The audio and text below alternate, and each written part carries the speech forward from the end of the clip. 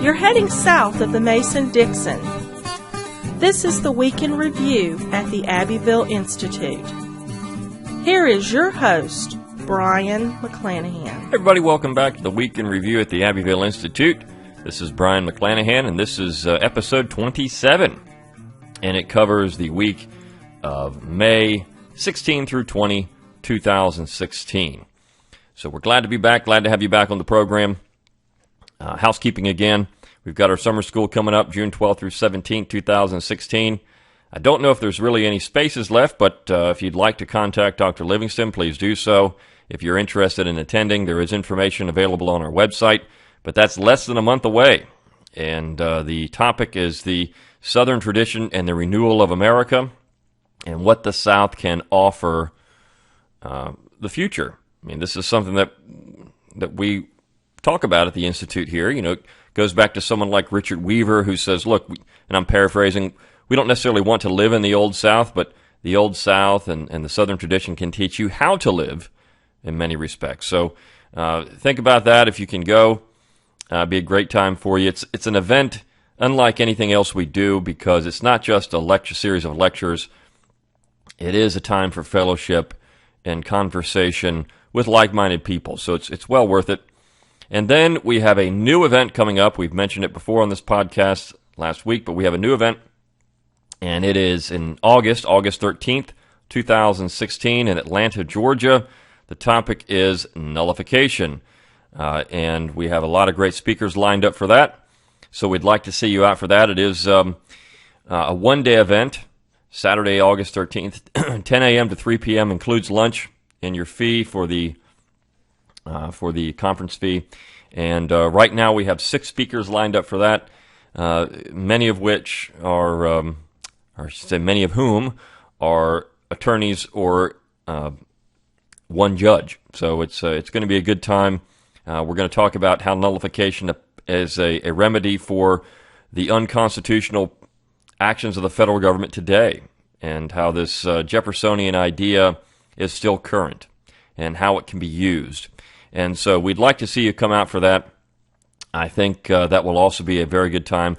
Again, fellowship, you are going to see some like-minded people there. It's only a one-day conference, so it's not a whole lot of time out of your day or out of your schedule, just one day, 5 hours essentially. So we'd love to see you come out for that. All right, and also remember that if you are listening to this podcast, if you do get our email, our weekly email, that's great. But also, please remember that we exist on your generous contributions. So just because you get the email doesn't necessarily mean you're a member. Become a member of the Institute. For as little as a little over $4 a month, you can be a member of the Institute and help us keep this podcast going, help us keep the website up and running, help us put together conferences. We've got some other things we're trying to do, and all of those things, of course, take money.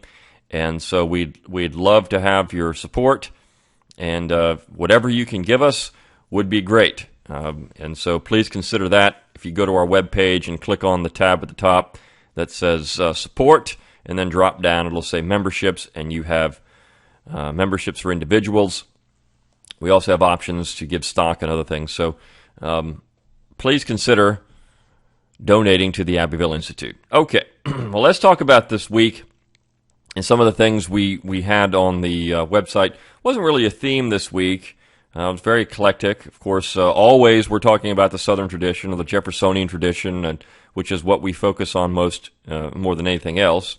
And so the first particular piece was by our resident Minnesota historian, Dave Benner. But Dave Benner loves the South, and he wrote a very good little concise history of the Hampton Roads Conference, and he titled it A Twist in the Lincoln Myth. And I think this is also important. And a lot of times people talk about the lost cause myth, but the real lost cause myth in American history is this Lincoln myth, not the Southern position and what they said they were fighting for, particularly after the war. They didn't fabricate something to try to make their cause seem better. They weren't really concerned about that. In fact, even after the war was over, people still talked about slavery and It wasn't. It was a dirty word for some, but Southerners who had been participating in that particular labor and economic institution didn't feel bad about it, but they did point out that, look, what we were fighting for was not that. It was independence. It was self-determination. It was the true Constitution, as they said. And I'm going to talk about that at the end of the last piece of the week. But Benner has some very good points to make about this, and essentially what it boils down to. You know, the Hampton Roads Conference, if you don't know what it was a conference that was put together to discuss peace, and some overtures were made to the South about ending the war. And Alexander H. Stephens was there from the Confederacy, the vice president of the Confederacy, who in fact was very good friends with Abraham Lincoln, and so he was invited to this conference. Seward was there for the North. So was Lincoln, and also in attendance were Senator Robert M.T. Hunter of the South and Assistant Secretary of War John Campbell. And so they wanted to talk about what they could do to end the war. And the interesting thing about this is that we had already had Sherman's March. This wasn't something that was taking place in 1862. Now, the South is already on the brink of being defeated, but the war was not yet over. And so there was a discussion about how they could end the war in a different way. And so Benner concludes, and as he goes through, again, a little concise history of what happened, he says, if we seek to eschew the notion that the entire history and heritage of the South is confined to a 4-year period, the century-spanning cause of Southern independence should be elevated above and emphasized over petty attempts to demean it. By the traditional narrative, the South should have been willing to jump at the prospect of ending the war in return for the numerous concessions on slavery, but it didn't. By typical accounts, Confederate officials should have gladly abandoned their aspirations for independence to preserve human enslavement, but they didn't.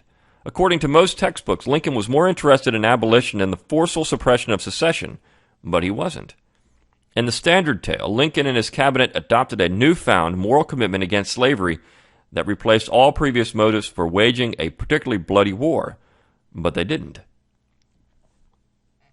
Ultimately, he says, the Confederacy was willing to reach a compromise with the North if Southern sovereignty and independence could not, unwilling to reach a compromise with the North if Southern sovereignty and independence could not be guaranteed.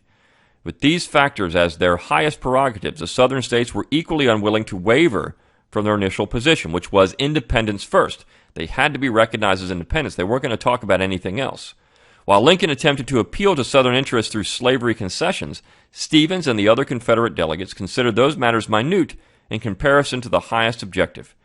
These men believed that Southern independence, decentralized government, and personal liberty were truly worth fighting for.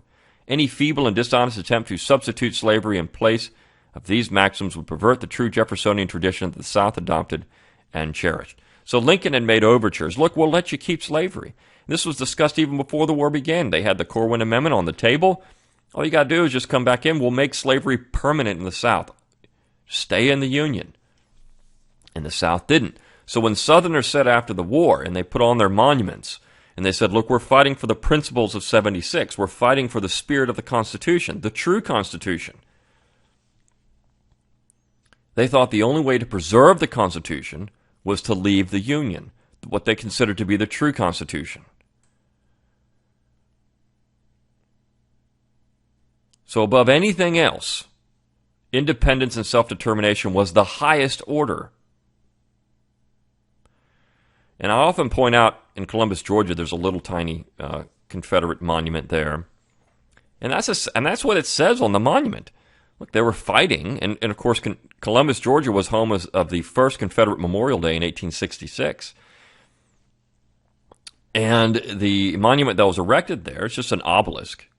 But it says, look, they're fighting for the idea of the sovereignty of the states for the true principles of the Constitution. And this goes back, if you want to talk about what's wrong with America, essentially that's it. Everything we're dealing with, whether you're on the left or the right, comes down to the notion that the federal government cannot be checked in its power. And we've subverted the nature of the Constitution. It used to be a bottom-up document where the states controlled just about everything in their own sphere of influence, and the general government had general powers for commerce and defense. Now we've gotten to a point where everything is top-down. And in the 20th century, I think the person that's most responsible for that, and the way we look at federalism, is Richard Nixon, because of his idea of what he called new federalism. And the states have become addicted to a federal cash drip. And so because of that, everything becomes a top-down, quote-unquote, national issue. Now, you can go back, of course, to Lincoln. You can go back to the war and explain how states' rights were lost. And once you lose states' rights, quote-unquote, states' rights, which is essentially just the states were the pillars of the document, once you lose that, there is no checking the federal government. It is unlimited, because it becomes the final arbiter of its own power. And once it decides what's constitutional, there's no stopping it if the states don't have any authority to do so. Now, they've always had it. That's the dirty little secret. Nothing has changed in the Constitution. But states, because of this money, because they're slopping at the trough of federal money, are unwilling 99.9% of the time to say no. And so that's what we're talking about in August. And this is the real Jeffersonian tradition, which is the American tradition. The North advocated this position for a long time as well. It's only the war that changed that. And so when people talk about what ails America, what's wrong with America, and they get upset at all these issues on the left and the right. You can look at a lot of issues that people on the left get upset about when the right is in power. All of these things could be handled by the states. And back in 2012, when Mitt Romney was running for president, and he was being hit up over the head by Romneycare because it's the same thing as Obamacare. It's really not. There is a substantial difference that Romney missed an opportunity to mention, and that is this. Romneycare was perfectly constitutional in the state of Massachusetts because, according to the original Constitution, the states had complete control over that particular issue, which was the health and welfare of their people, of the state. And so if the people of Massachusetts wanted to have some type of socialized medicine system, they could have it in Massachusetts. The difference between Romneycare and Obamacare is that Obamacare is completely unconstitutional because it tries to apply that same principle to the entire union. It's a one-size-fits-all policy for the union, which is unconstitutional. So there is the difference between the two. That was a golden opportunity to talk about federalism in the Jeffersonian tradition. We see this with decriminalization of marijuana in places like Colorado and Washington State. So the left enjoys essentially nullification. They're just saying, look, we don't care about your federal laws in favor of making marijuana illegal. We're just going to decriminalize it here in Colorado and Washington State, and you can't do anything about it. Now, depending on who the next president is, that may not necessarily be true. If you listen to people like Chris Christie, who, when they were in the Republican debates, he openly talked about how he would enforce those laws again. So the Obama administration right now has chosen to ignore that. But the state essentially is thumbing its nose, and I'm not so certain that it would be easy to coerce either one of those states anymore in enforcing that legislation. So the states have said no, and that's a Jeffersonian tradition. Whether you agree with what the particular issue or not, this is what it comes down to. And so our conference is going to talk about that particular idea from a legal standpoint and the mechanics of state interposition. And essentially this is what the Hampton Roads Conference was all about because the South was unwilling to come back in the Union at all. I mean, they just weren't going to do it, no matter what concessions were made. They could have promised, and they did promise in 1861, the North did through again, the Corwin Amendment, that slavery would be protected forever. And the South said, no, we're not going to be in a union with you anymore because we want our independence. It's the same thing that the American colonies were saying in 1776. It doesn't matter what concessions are made. We've offered the olive branch over and over again, and it really doesn't matter what you say now. Independence becomes the highest ideal. All other issues are subordinate. And I think that's what we have to continually emphasize. Independence and the Jeffersonian idea of self-determination. That was the highest ideal that the South was fighting for. This is no lost cause theory. The record clearly indicates this, that the only way the South would discuss anything was from a standpoint of, okay, independence first. Then we'll talk about ending the war. You have to recognize us. And of course, Lincoln could not do that because he said secession was illegal. It never really happened. The states were in rebellion. They weren't actually legally out of the Union. So you get into that particular issue. Okay, so Tuesday we ran another great piece by Albert Taylor Bledsoe, and this is from his magazine, the Southern Review. And it's a review of a book that came out in 1872 entitled Southern Voices Poems by William Holcomb. Now, William Holcomb is an interesting guy. He was actually a physician, a very prominent physician, in fact. And he's from the South, but he also wrote poetry. So he was a real Renaissance man. I mean, this is something that I think in our modern education system that we lose sight of. How important it was to be a well-rounded individual. Just because he practiced medicine didn't mean that he wasn't someone who was interested in literature. We think now that specialization means you can't do other things, or our hobbies have to be, if you're a doctor, playing golf, right? But here you have a man that was concerned about not only the physical being, but the soul as well. Because there was more to health than just the physical. There was also emotional and mental health. And one thing you can say is that poetry helps you become grounded. If you read a little poetry, it helps you become grounded in society. And so Holcomb loved to write poetry, and he did a very good job. And essentially this is what Bledsoe is pointing out.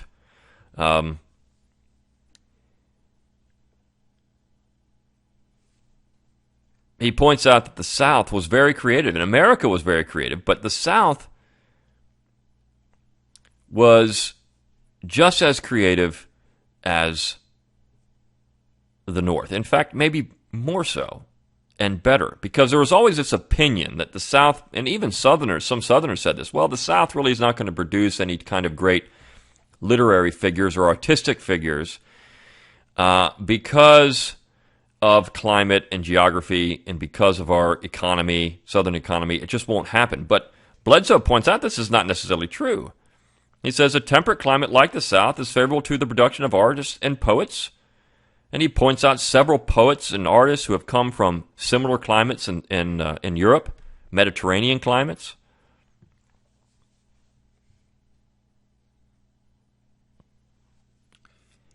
And he appeals to Southerners to remember this.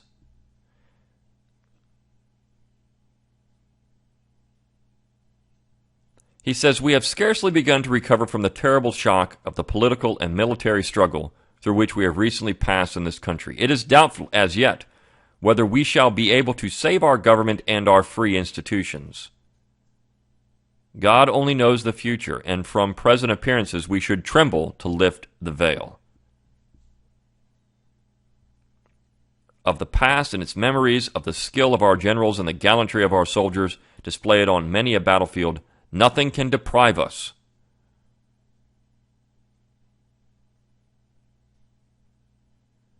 He says, the South is covered all over with vestiges of romance, which even the tread of the warrior, with garments dyed in blood, cannot obliterate.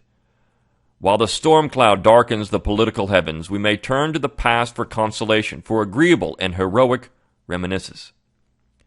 If we are mortified with the changes that have come over the face of American society, if we despair of reform, when the flood tide of corruption is sweeping over the land with a continually accumulating force, if the present terrifies and alarms us with its prognostications and omens of worse times to come, we may still turn with pride and pleasure to the past. People who feel that they have been deeply wronged never remain stationary. They gather strength from their very afflictions. Their intellectual power is quickened by the passions that agitate and the griefs that assail them. And the mind, in its effort to extricate itself from impending difficulties, strains every nerve and strikes out new paths to distinction. So the deepest darkness precedes the dawn, and the blackest cloud covers the sun that shines behind it. The simile is an old one, but it inculcates a great lesson. Genius never sleeps when it sheds tears, but plumes itself for some lofty flight. This is the Southern tradition on the renewal of America. Bledsoe was writing this in 1872, and he's saying, look, things look really bad, but we have the past. We have the past. They can't take that from us. This is not some myth. This is what people thought.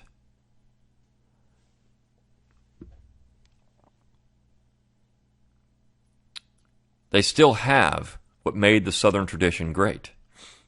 They still have the heroes. They still have the principles. And even when things are bad, history can serve as a warm blanket, as a refuge from the storm. Because even when it's so bad and it seems like the dark of the night will never subside, there is always light somewhere. This is a very Christian perspective, of course.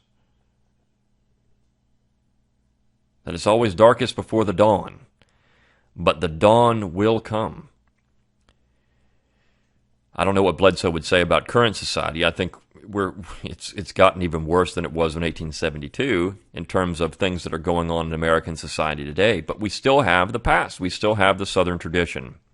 And it can still offer people something to hold on to as we look around society. And I think that Southern tradition is taking care of hearth and home first.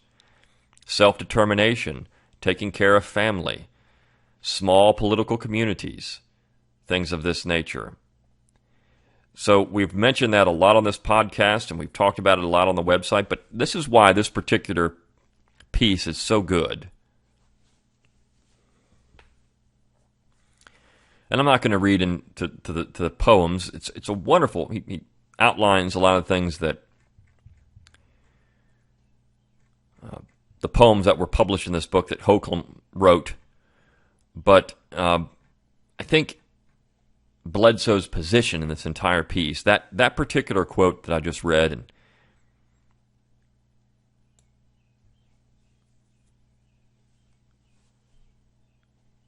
and the optimism that Bledsoe had. He concludes with saying, "We are greatly indebted to Dr. Holcomb for this beautiful addition to the American poetry of the 19th century. That it is a contribution from the South by no means lessens its interest or diminishes its value in our eyes. We trust Voices of the South is but the precursor of its songs from the same poet." And this last line is important. "It is prophetic of the renaissance of our literature and convinces us that, quote, there is a glorious life in the old land yet." That's the great thing about this piece. It's optimistic. Our summer school is optimistic. I think oftentimes Southerners get caught up in a very pessimistic position. And we spend all of our time fighting the onslaught, fighting the tide that's against us. And it's important to fight, but it's also important to be optimistic. Because if we can hold optimism, we can have a positive view, then it's very hard to defeat that. A positive view about the Southern tradition. And everyone's going to point out, well, of course, the Southern tradition is just race and slavery, but we have so much more to point to and say, no, that's not it. And I'll talk about that position here in the last piece. That's not what we're trying to save. What we're trying to save is that Jeffersonian idea of self-determination, of limited self-government, of hearth and home. That's what we want to save, because that's what can, quote, renew America. It's not nationalism, the top-down structure that's going to renew America. America cannot be renewed from the top down. America can't be renewed by electing the next president. America has to be renewed with the heart.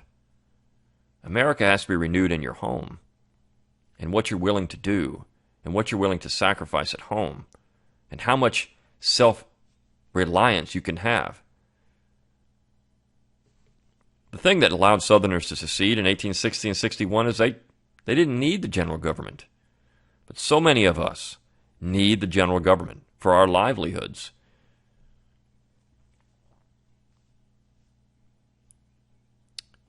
And the Thursday piece, gets into that a little bit.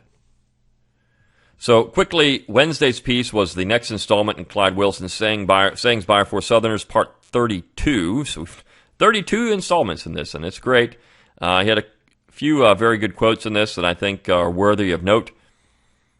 And there's one quote from a man named Edwin Scott, who was an eyewitness to the sack and destruction of Columbia, South Carolina in 1865. He says, quote, "If a transaction that occurred in the presence of 40 or 50,000 people can be successfully falsified, then all human testimony is worthless." So, Sherman, of course, in the narrative about the sack and destruction of Columbia, is that they're going to say it wasn't as bad as it was. And I mean, essentially, that's what came out of the North. It wasn't that bad. We didn't really do anything. This was necessary. So if that narrative can be pushed and people will believe it, even though there's 40 or 50,000 witnesses to the contrary, then all human testimony is worthless. There's no truth in history then. And that's, if you go to Columbia, South Carolina today and you drive into the city, there's actually, for one of the bridges, there's a monument now to William Tecumseh Sherman in Columbia, South Carolina. This is how upside down we've gotten in history. I mean, it's the Stockholm Syndrome. It's the people in South Carolina saying, well, I mean, this is important to have this here. I mean, that never would have happened until the last, say, decade. Never would have happened. But now there is a monument in honor of the sack and destruction of Columbia, South Carolina. It's not necessarily a positive monument saying that, but to even have a monument with Sherman on it, that would have been unheard of. Because people remembered. It wasn't just a black and white grainy photograph from the steps of the Capitol building, as everything looking from the Capitol building was burnt to the ground. It wasn't just that. I mean, that's the enduring image of the burning and sack and burning of Columbia, South Carolina. It wasn't the statue of George Washington that was maliciously vandalized just because. It wasn't the pillars of Hampton's house that are now overgrown and just the pillars are all that's left. It wasn't that. It wasn't that, because that's all we have about the sack and destruction of Columbia. We have some pictures. We have evidence. We have stars on the side of the Capitol building showing where it was shot. And so we look back at that and say, wow, that's interesting. It wasn't that. To the people of South Carolina and the Columbia, South Carolina that went through it, it was real. It wasn't a picture. It was a memory ingrained in their mind, not of a black and white photograph of the aftermath, but the actual fires, the rape and pillage that took place, the murders that took place. To them, it was real. And they passed that on to their children and then to their grandchildren. But now we've forgotten. And now all it is a black and white photograph. And in our search to be objective, because that is the noble dream of all historians to be objective, which it never happens. Many of us are open in our biases, but most of the historical profession is not. In our search to be objective, we give credence to the other side to a war crime. And that's what the sack and destruction of Columbia, South Carolina was. It was a war crime. Just like the sack and destruction of Columbus, Georgia was a war crime.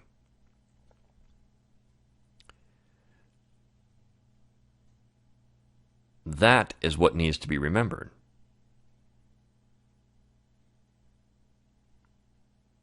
And because we don't have the living memories, as John Lukács has pointed out, history is the remembered past. Because we don't have the vivid memory in our own mind of actually seeing the event, the smoldering ruins, the death and destruction, the fear, tasting the fear, because we don't have that any longer. It's just a black and white photograph for a people that the majority of the United States is now heaping contempt on. I mean, just look at what happened in the United States Congress. Now they're restricting on cemeteries, battle flags and cemeteries for Confederate veteran soldiers, who had died in battle. You can no longer put, or at least they're going to restrict, how Confederate flags, battle flags, are displayed there. This is political correctness gone crazy. But because all it is a black and white photograph, and to many a rotten cause because they misunderstand, because secession to them is treason, well, and we've already talked about the flag and the misuse of the flag and everything that goes in with that. Because of that, now it doesn't matter anymore. And this is why we exist. Just one small voice in the wilderness trying to say, hey, wait a second here, there's something valuable about this Southern tradition. There's something it can offer. Don't forget it. Because we've forgotten it for a long time, and look what's happened to the U.S. One other quote that I think was interesting, it says, quote, I've always had a contempt for Sheridan as a military hero because he acquired so much renown by accident rather than by courage and generalship. This is a Confederate veteran of the Cedar Creek Battle, which is true.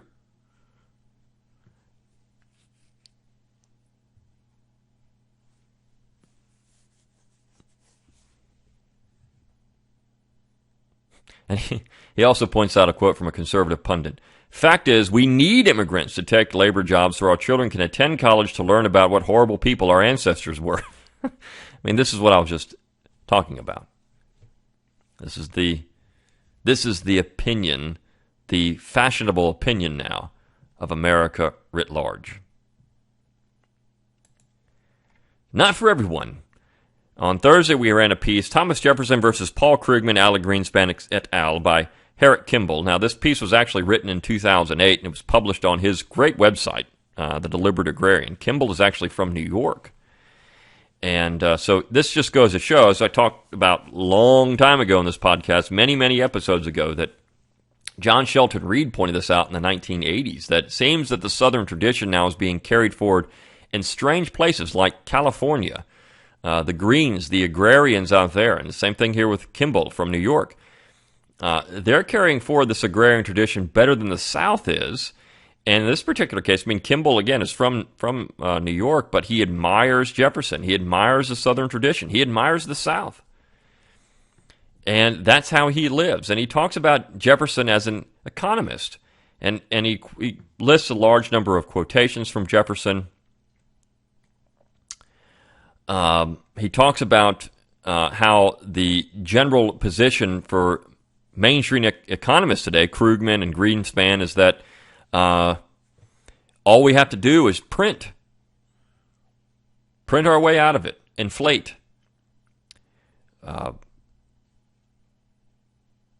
spend more money, acquire more debt. He's talking about that was the last thing that Jefferson wanted. Kimball says, quote, "Yes, Thomas Jefferson foresaw the problems we now have with unjust currencies and usurious banking practices. He warned against them. Our nation has strayed from the wisdom of our founding fathers. We are now firmly in the clutches of a parasitic monster economic system that slowly but surely saps the economic vitality from its host. And as the system currently falters once again here in 2008, all the economic wizards of the world are working to fix it. Their fix will not address the systematic problems that Thomas Jefferson spoke about. Their fix will draw us deeper into debt and bondage.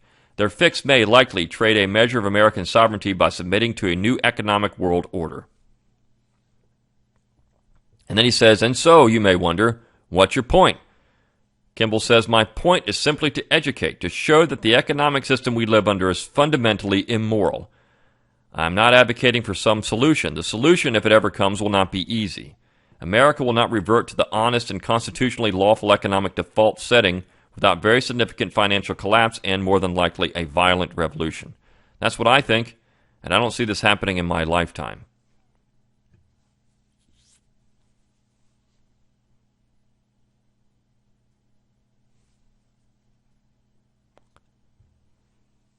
Kimball says, "A lot has happened this past year. My friend was right. Those in the banking industry knew bad things were coming, but amazingly, Alan Greenspan was in a state of shock and disbelief when the economic crisis started to unfold."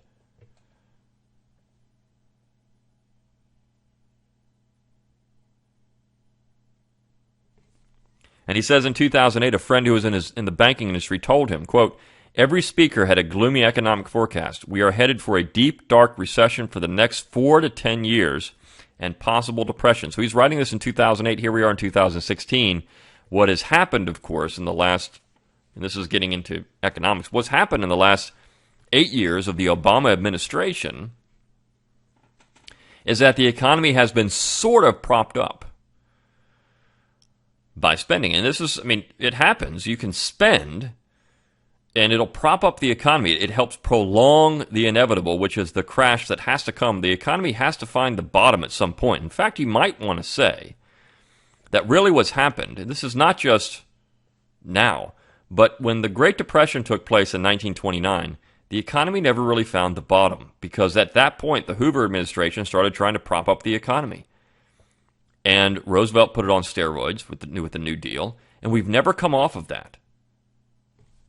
We've been on a wartime economic footing, a national emergency, quote-unquote, national emergency footing, which is what Roosevelt called it, since 1929, and definitely since 1933. And so the economy never really found the bottom. It never stabilized itself. It's always been propped up artificially. And this is what Jefferson worried about. This is really the heart of Jeffersonianism when it comes to economics. Jefferson distrusted both big banks and big government. But if you kept them separate, they could be managed. What he feared the most was a fusion of banking and finance and government, because that created a monster that could not be tamed or subdued. And that's essentially what we have today. We have a fusion of these things. And it's very dangerous for the American people. And of course, Kimball being an independent small farmer, I mean, small farmers were crushed by this system. And one thing, that's interesting about the government and farmers in general, because of all the subsidies out there, what essentially happens is the American taxpayer is hit twice, because we subsidize farmers to grow crops, and they get paid. They get paychecks for this. And then when they produce too much, the government buys back the surplus for things like food stamps.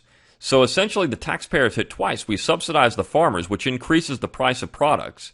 And then when we have a social welfare system where we pay for people who don't meet a certain income to buy food, we're buying back the artificially inflated prices at higher prices, of products at higher prices for people that can't afford it.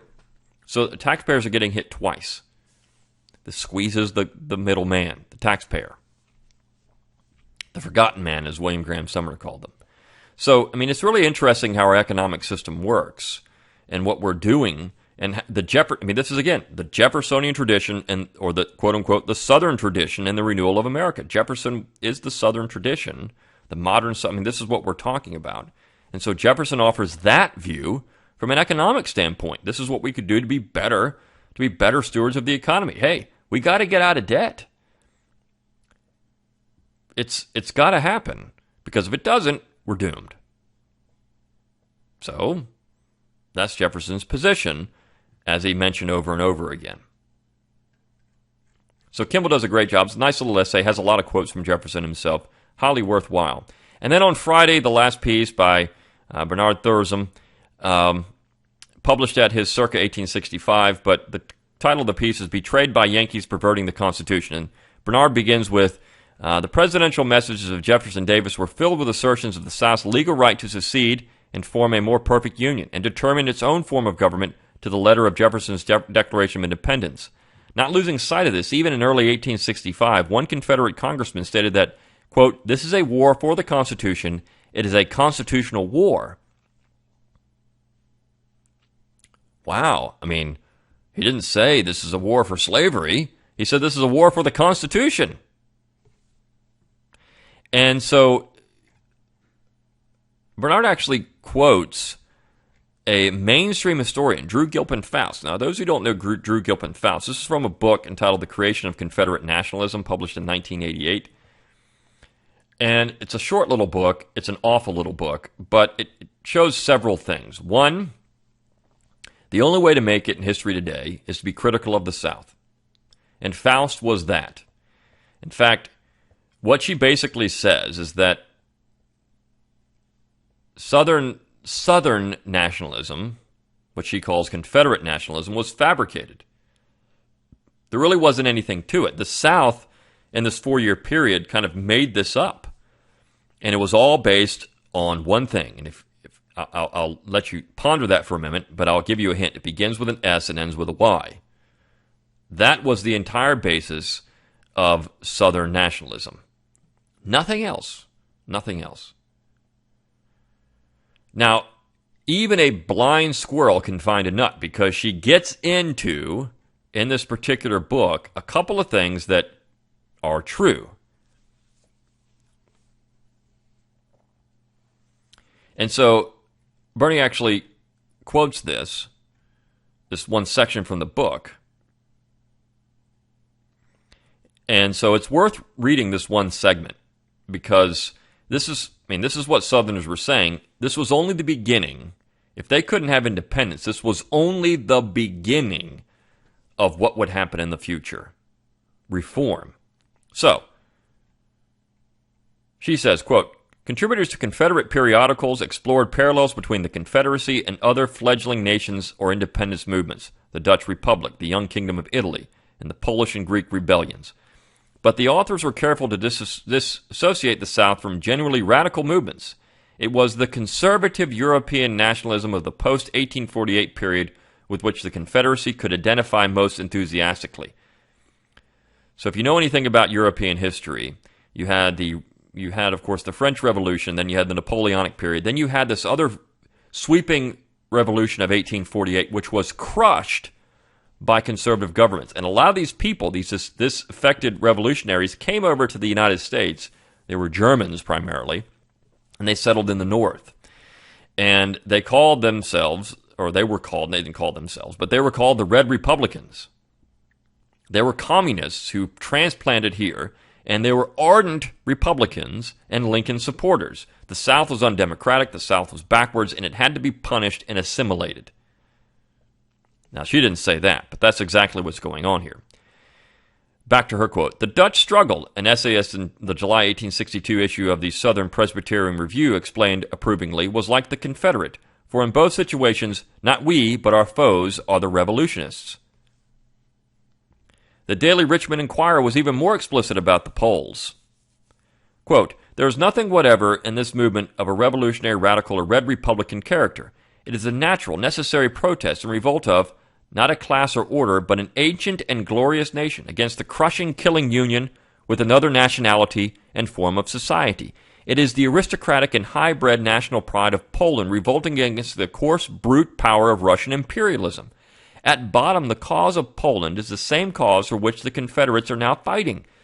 It's interesting. Like I said, even a blind squirrel can find a nut. I mean, Faust is pointing this out. Now, of course, Faust made a great career out of criticizing the South and saying all this stuff is just hogwash. It's all lost cause, all made up. She now is president of a prestigious Ivy League institution. Thankfully, in one way, we don't have to hear her drivel any longer about the South. But again, if you want to be somebody in the historical profession, you better criticize the South. Don't say anything positive about it. And to her, this is bad, right? I mean, this is not something she likes. But the South is pointing this out. Hey, look, wait a second here. What we're doing is the same thing as these very conservative movements in Europe at the time. The 19th century is the age of revolutions, or I should say the age of centralization, the age of imperialism. It's the age of nationalism and of crushing independence. You had all these centralization movements in Europe. I mean, the most famous being the German unification movement, but also at Italy. You had unification movements in South America and Brazil and Argentina. Of course, here in the United States, essentially at the heart, and what Lincoln said over and over again, was saying that secession was illegal. You can't do it. We have a top-down national government, quote-unquote national government, but as this particular piece points out, there are two nations. And so I think this is where Faust messes up. She really doesn't understand. I mean, it seems to me that the true definition of nation.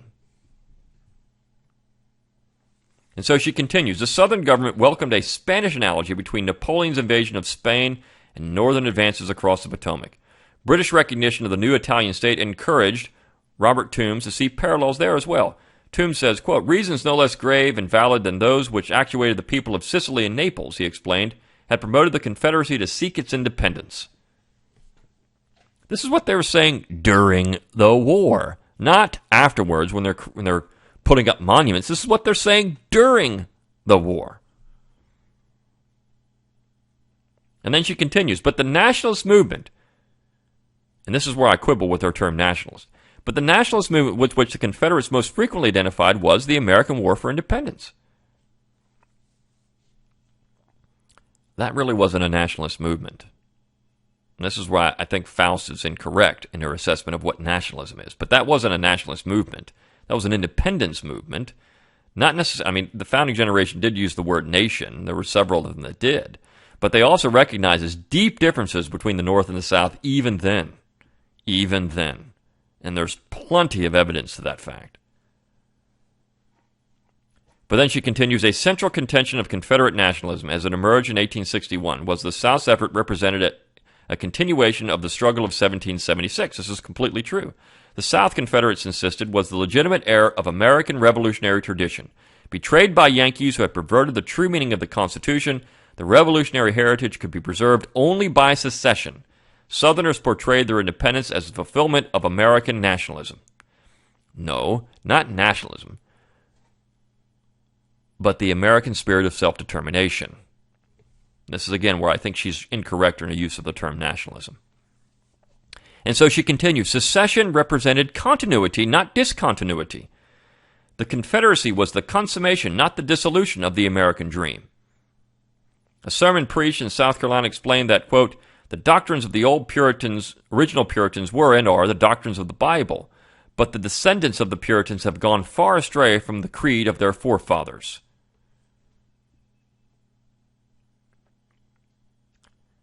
She continues, Southerners strive to avoid the dangerous isms, feminism, socialism, abolitionism that had emerged from Northern efforts at social betterment. It wasn't just abolitionism, it was the other things too. Feminism, socialism. But the logic of a Confederate nationalism was to prescribe significant shifts in the Southern definition of Christian duty. Secession thus became an act of purification, a separation from the pollutions of decaying Northern society, that monstrous mass of moral disease, as the Mobile Evening News so vividly described it. This is true. Southerners pointed out, look, this is just the beginning. I mean, this reform stuff will take over America. It's not going to stop it. This is progressivism, essentially. It's not going to stop with this one issue, and once they get that, they're going to want something else, and once they get that, they're going to want something else. The war was against progressivism, ultimately, trying to preserve self-determination in the face of this tidal wave of progressivism that was going to start engulfing the entire United States, and it has. It has. We're living in the aftermath of that. We're living in the byproduct. It's taken a long time, but we're here. So when Bledsoe says in 1872, hey, look, we still have our history. Things look bad, but we still have our history. Southerners can take consolation in that because it offers something. The South is America. It offers something now as people are wrestling with what's going on and they can't figure it out. Well, it's there. It always has been there. It's just been swept under the rug or suppressed, but it's there. It's there. The Jeffersonian tradition is there. So I'd highly recommend that if you can attend one of this summer school in particular, it's going to be so good. And then our conference on nullification, which talks about this Jeffersonian tradition and how that can renew America today. I mean, that's essentially the same theme. The South is America. This is what we do. We try to have a very positive outlook. All these things are kind of depressing, but at the same time, you can look back at it and say, well, it's really not, because the answer to everything is there. It's always been there, but you have to get people to start thinking this way. So I implore you, attend our conferences. Help us promote what's true and valuable in the Southern tradition. Help us. If you can, attend a conference. If you can't, donate to us so we can keep these things going. It's all tax deductible. Please, not just for yourself, but for your future, for your children, for your grandchildren. We're still at the darkest point of the night. Contrary to what Bledsoe thought, it never got bright. It just continued. Now, I mean, you could say maybe there was periods where they could say there was a reprieve, but we're still in that very dark point before the dawn, and we have to keep remembering what the Southern tradition really offers to America today. Don't let the other side confiscate what it is, which they're going to say it's all race and slavery. Don't let them do that, because that's not it. That's not it at all.